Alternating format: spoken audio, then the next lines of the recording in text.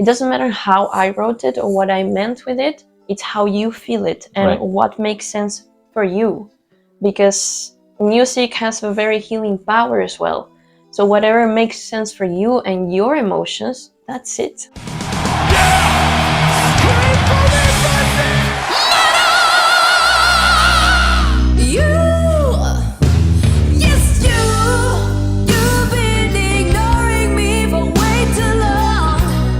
Dani, it is so great to see you again, even though we weren't even supposed to talk today, and we'll get to that in just a second. But first, a very important question. I know that in the corner in your room somewhere, there's a huge collection of teas. I just had a whole pot of mint green tea.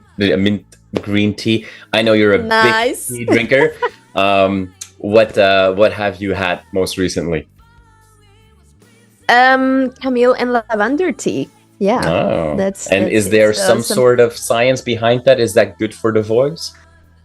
Anything that is relaxing is good for the voice. So even if it's just placebo, it's all good. Yeah. There you go. But I like it. I like the taste, and it does give me like that mindfulness feel, which is very important. So yeah. Awesome. Thank you for having me, by the way. No, my absolute pleasure. Now, just so for everybody that's watching this, you and I had a chance to recently sit down and have a great conversation on that couch in the back there in your home studio. And we recorded an interview, but sometimes technology doesn't work in our favor. And we'll go back and forth in between some of that recording, but a chunk of that recording just didn't make it out properly. Everything happens for a reason. There we go. So now, instead of sitting 60 centimeters apart, we're 6,000 kilometers apart right now. But we're gonna, relive some of that conversation today. Now, although it's not easy to tell from this angle, I do know that your home studio is a bit of a shrine to everything 80s rock and metal. So, yes. Important question. Why is Kiss still the greatest band of all time?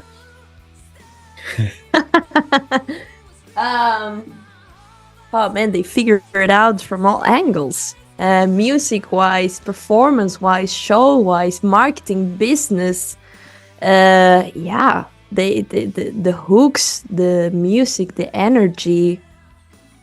And they were in the 70s, like what the hell? They didn't have that background to like be inspired from. Okay, sure, but not everything together in one single band or product. So very inspiring band for all of our 80s lovers, I would say. Yeah.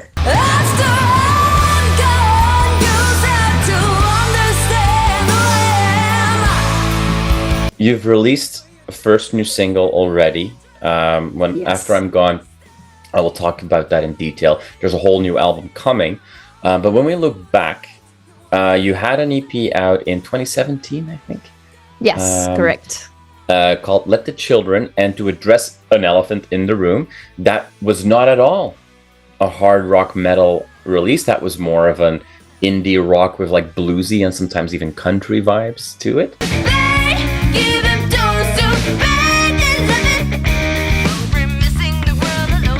Help us understand, where that, because I know you now personally, and I know that you are, and not just 80s, but let's definitely 80s, hard rock, heavy metal, anthemic, person. Like you are that true and true.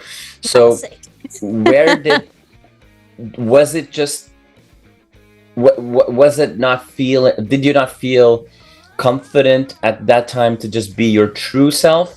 Because I know that you're taking us down that, arena hard rock metal road with the new album. Why was that previous release very different? Yeah, that's a great question. Sometimes I question myself the same.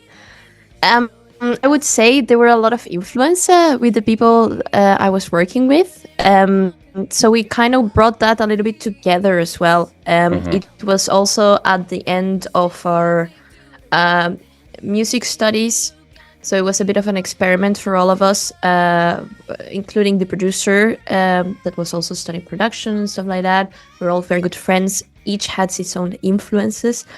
I think I was one of the most heaviest from the bunch, but there were a lot of more like pop rock and grunge influences as well within the band. So it ended up being a little bit lighter than what I thought, but something that we were all proud to like still put out there and bring the energy in. Most important, like by then the anthem for us was music has no borders. Like big context, international students, Brexit, things going down visa-wise, and a lot of things happening there. And that was just like, let's put all of our personal stories into one project. And so it was a bit of an exploration, a bit of a first step into putting things tangible out there. But for the rest, I would say what I missed, obviously, it's my more classic to metal background, which has always been there since I was like, I don't know, 12 or something. So yeah, I was really looking forward to bring out more music that has a bit more edge, has a bit more of ballsiness and to the front, like to the, in your face sort of thing. Mm-hmm. But also playing with contrast. Like I that's me as well. I'm very contrast. Like I can be like headbanging like the shit out of Orgik, Carnation and stuff, like super death metal stuff. And I can also be meditating later. You see? So it's like really, I flow a lot with music, and I think that's part of the process as well. But definitely ready to go heavier. Yeah, definitely. It's time. It's overdue. I see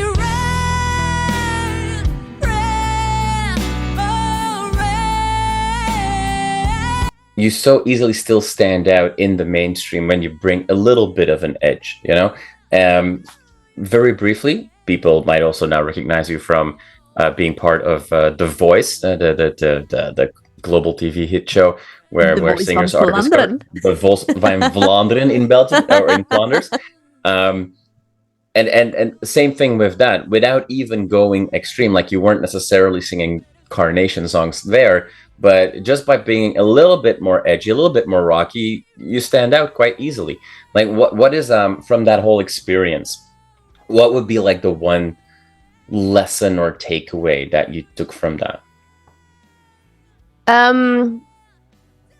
It might be scary to expose yourself, for sure, coming from a rock and metal background. Like, that's not what you do normally. Like, you don't go to The Voice. It's not your crowd. It's not your tribe. Metalheads are not really necessarily watching that. But putting yourself out there and getting out of your comfort zone is always a step into the right direction for growth. So for years I was like really, but that's like, honestly, that's not my thing. Like, I have nothing to do there. And it's a Voice van Vlaanderen. I'm clearly not Flemish. Okay, I'm Belgian now, but not originally born here. So who am I to like participate there? Right. But then again, it's something. It's scary to do. It's uncomfortable. But it might lead to something. You never know. And it's a know if you don't try it as well. So I was like at the point where I said, like, you know what? I don't really have anything to lose. Like, I know what I want. I know what I can do. This is not really confirming what I can or cannot do. It's just another step into exploring this path, this musical path. And that's why I decided to do. What I would have done differently, though, is go heavier.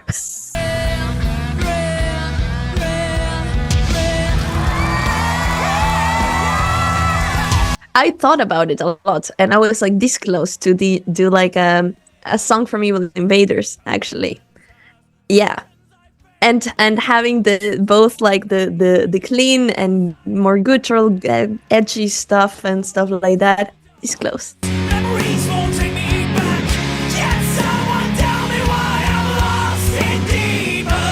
Then I was like, yeah, okay, no, but okay, maybe something a bit chiller, and because people like my chill voice and whatever. And I went for a song that is like super hard as well. I got inspired by Kristen Cruz, which is like an amazing singer, and it was out of my comfort zone for sure. I also didn't have a great week, and before that I didn't sleep the night before because of life happening fully. But yeah, you know, I did it. I'm proud that I did it. I'm proud that I dare. There are people that are gonna like it. There are people that are not gonna like it, and that's fine. That's totally fine, you know. So I think daring. If there is one word I can put everything, it's just daring. Yeah. So Joe, if you're watching this, you need to get Dani on board to play a version of one of your songs. Let's see, Die For Me probably is a good one to have you and Dani together. Let's make it work. That'll be a good one. That'll be a good one. Awesome. It's like with In Deepest Black, I had like I know, but then we're heard playing it like it 500 times just in a loop, you know. Come on, Dani. Then we're playing it too safe again. That's Evil Invaders playing Scorpions, and I love that song. Don't get me wrong. So good. It's so good. It's so good. But if we want to see some edge from you, let's just go fast. That's true.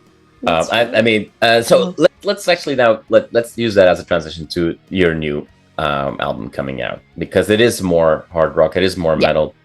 You are channeling a lot personal feelings and emotions on this album as well. The first single that came out with After I'm Gone, you know, it is a very emotional and layered song. There's a lot going on.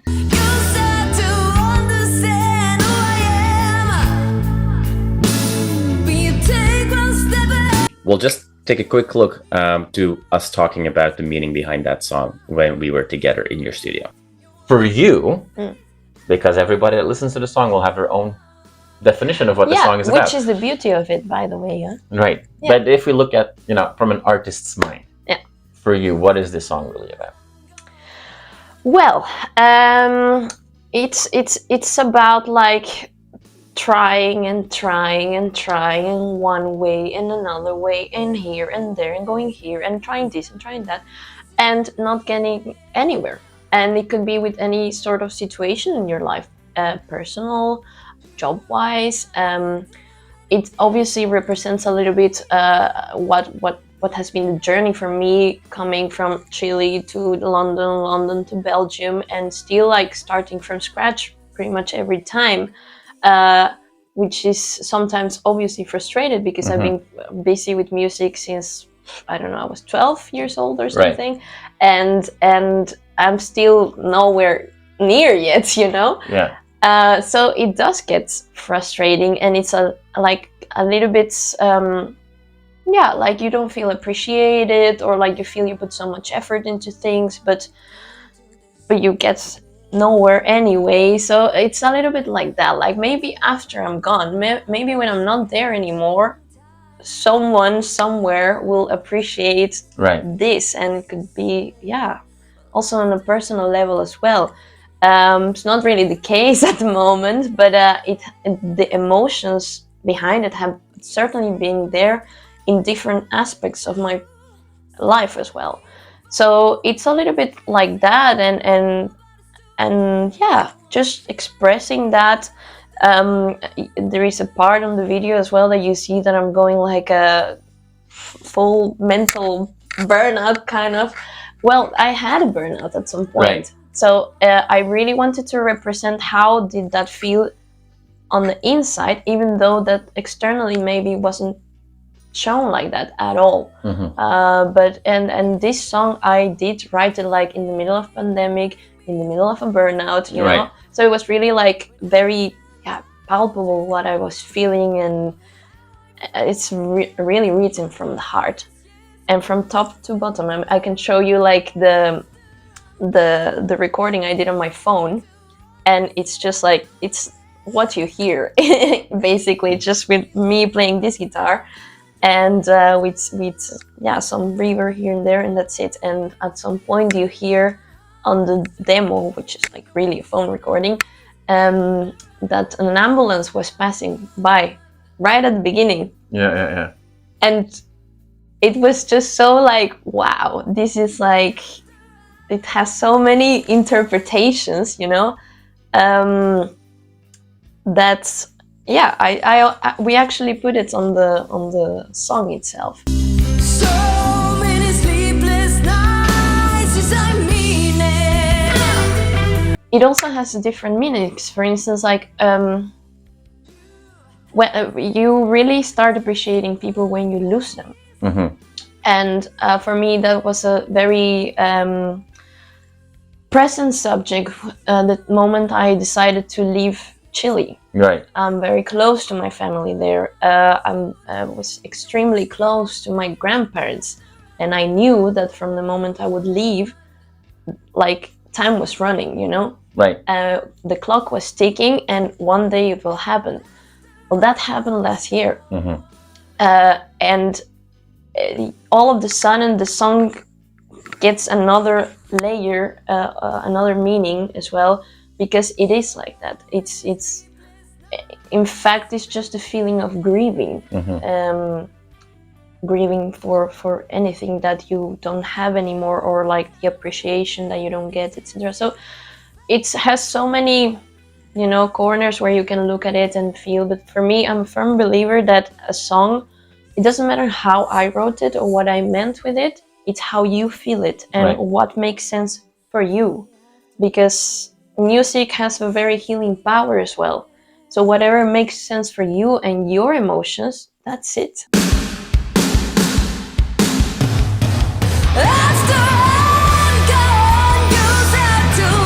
What I'm surprised is that it touches a fiber for everybody. Mm-hmm. So and they are not sharing the story exactly, but it's like they feel it. They feel it with the music, the melody, the what I've heard a lot is like the small nuances on the voice, and yeah, that's all part of how it sounds when you're really feeling that emotion, not necessarily singing, just talking or expressing yourself. So yeah, I wasn't expecting that it was gonna touch such a deep fiber. I know I mean, I felt the song, so I knew it was gonna have some resonance, but I'm very surprised of the response, and yeah, I'm glad. Music has been my therapy my whole life, so I hope that I can just give that back at some point.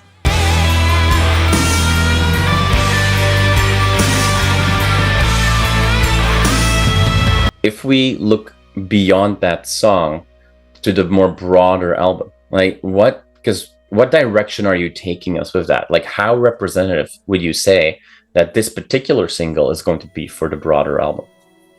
Yeah, I think, well, this single is like the softest that you will hear there. So it's more emotional to the core, but I am taking you to a more upbeat feeling as well. So we're definitely going deep in like I just cannot not do that. In many ways, but this would be like the softest, calmer song of the whole thing. And what I'm really trying to take you sound-wise is to like a musical journey, putting all those energies from the influences of the late 70s, 80s, full decade into one statement, basically. Yeah. And so yeah, it's you could expect a lot more upbeat in your face, and you will hear influences of the bands we all love already. So yeah. But it's not just the bands we all love, because I did ask you about this last time. I'm gonna ask about it again, because one of my biggest musical heroes is Ennio Morricone, and in the single we get a little bit of an Easter egg with a little bit of a nod there.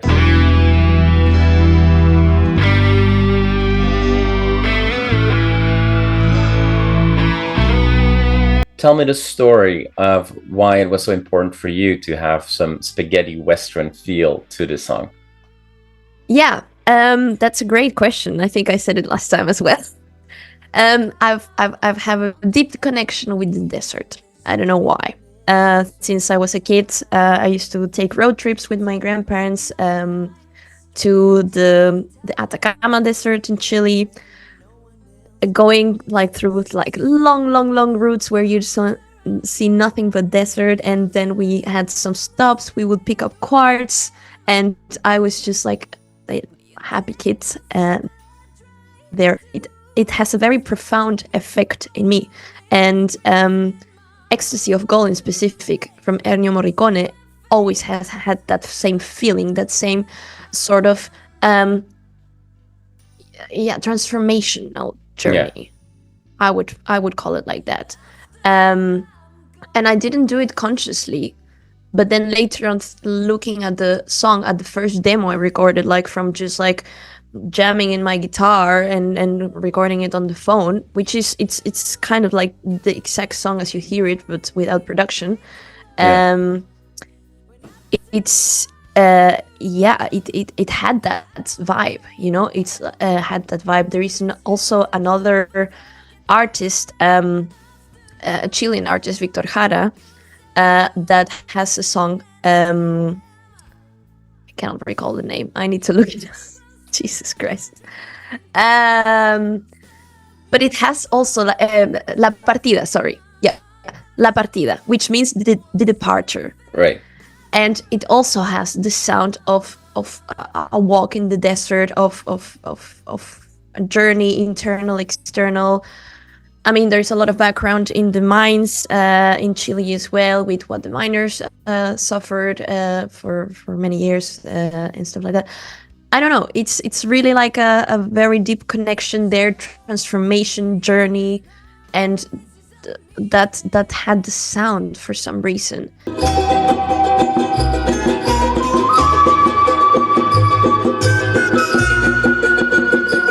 You know, I can hear this song and I can see the balls rolling. Yeah, Western spaghetti rolls and stuff like that. So, yeah.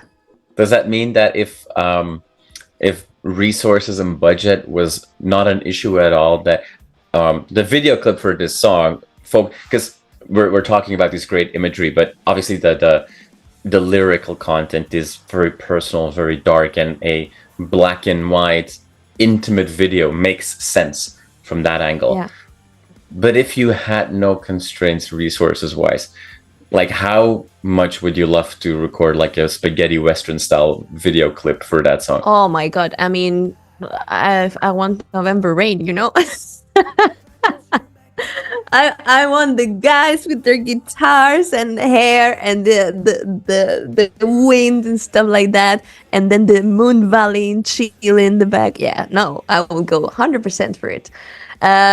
Not sure if I would tie it up to After I'm Gone in particular, because right. I think like the main part of that one is that it's like an internal metamorphosis. So, it's not in the pretty part where you're the butterfly already. It's in the ugly transition to what's happening. What am I feeling? And like, whoa, yeah. Awesome. So we'll keep our eyes open for more butterfly-like songs in the future with epic videos. I'm a fan of video clips. So if there is budget, believe me, we'll do it.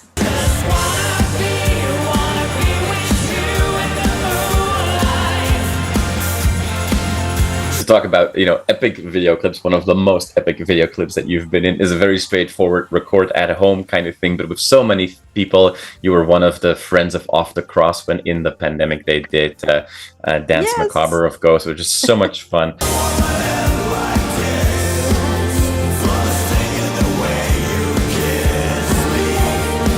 You're obviously right now focused on your own album and your own journey, but you do a lot of collaborations. You work with a lot of people as a vocal coach, but also as a guest singer, as a background singer.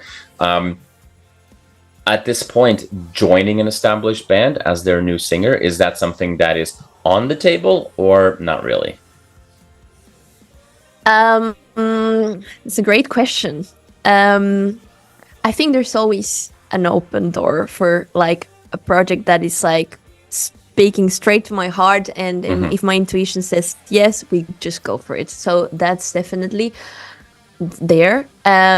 Right now I'm concentrating into putting this project together, also to like, you know, put things out there. Like, I know the music, the statement, what I have to give as an artist, what I want to express as an artist, but I know it, and it's not out there. So it needs to be out there, and it's putting things in motion so that it can create whatever it needs to create. Whether that's an opportunity with this project, fantastic. Whether it's that with another project, or I don't know, bigger. I mean, you know, like Lizzie Hale now, she's gonna be with Skid Row. I mean, what? And it's crazy because like I love Sebastian Bach, Eric Ronwell, he's like one of my favorite singers ever, and Lizzie Hale as well. So it's like, I mean, they also could have said, you know, like, no, I stick to my guns, but this world doesn't work like that either.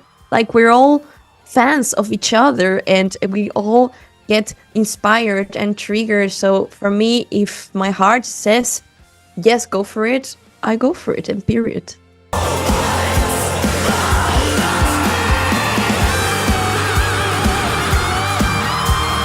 You've not been afraid to do some growls and do some things that are completely left field for what people might expect from your sound on your YouTube channel.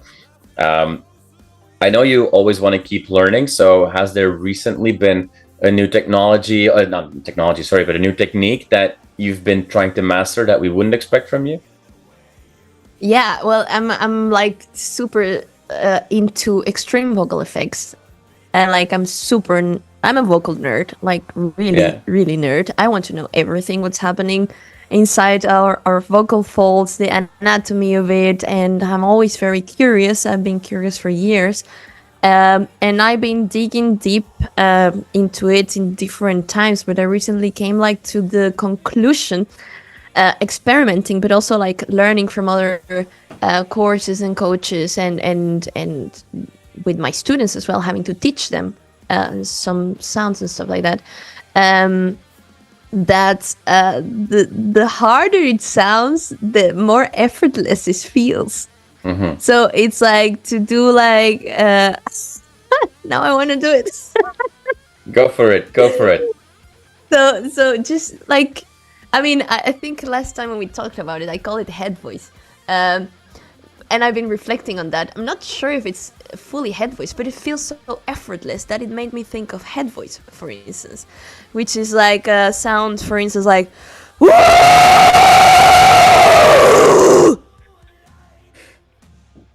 You see, it's like oh my god, I'm sorry. Yeah, of course. No, that's okay. Oh, I just have a ringing in my ear right now that is not going away. But no, kidding. No worries. I actually know, like, because I've heard you do this when you were sitting next to me or something similar like this, and you know, through a Zoom, you know, compression and what have you, it doesn't come close to the power that you feel when somebody's actually doing that literally in your face. When I think my hair was standing up like this.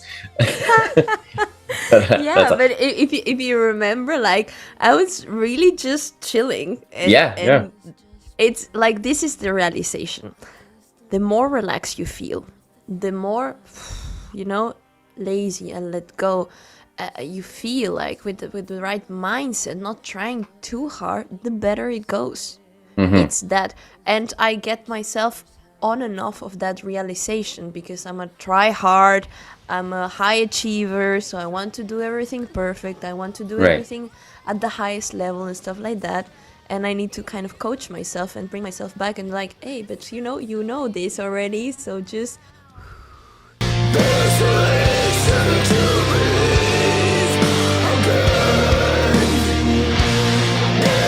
how hard for extreme metal vocalists is it then when, you know, any musician at the end of the day pumps themselves up to go on stage? Many singers specifically that I interviewed, very clear pre-show rituals. I need to get into a certain zone.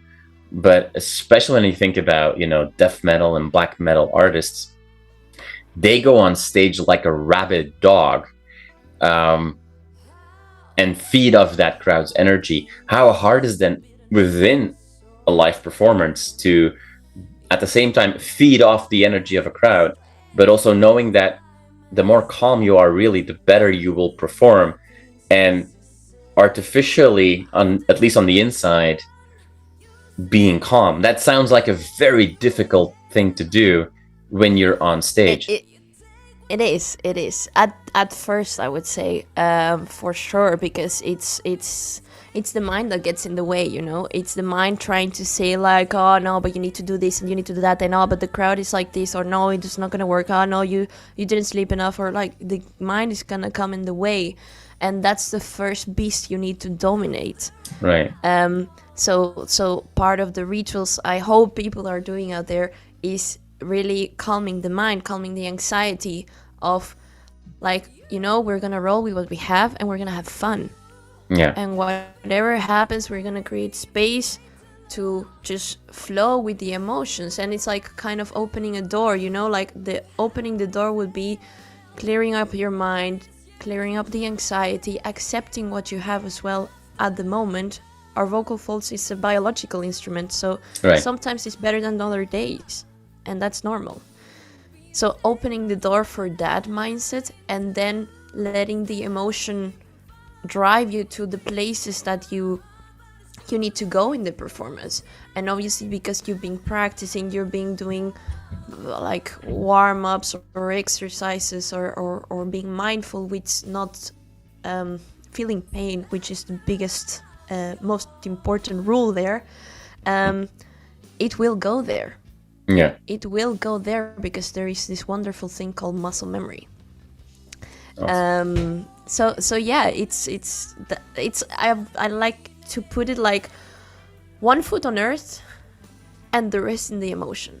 So you're always grounded, you're always with your feet in the ground, with your mindset, I'm here, I'm right now. It's almost like a meditation, There is no past, there is no futures, there's just present. And then just channelizing that emotional burst, basically. That we all have them. And the more you feel it, the more the audience feels it as well.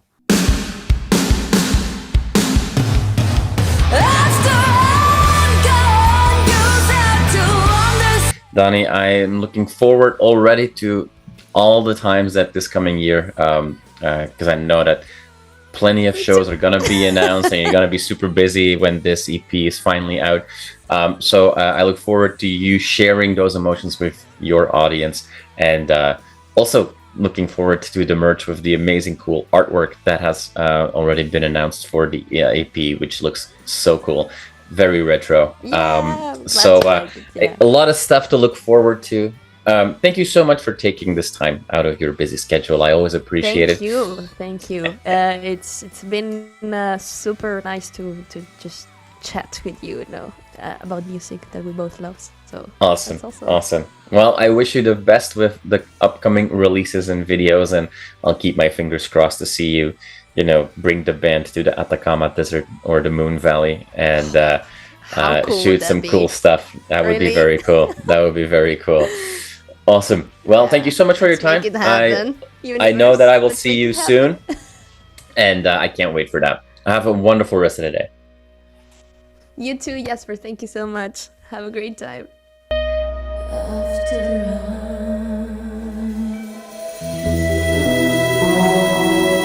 You are awesome for watching this video. Click right here to see more content like it and subscribe to the channel.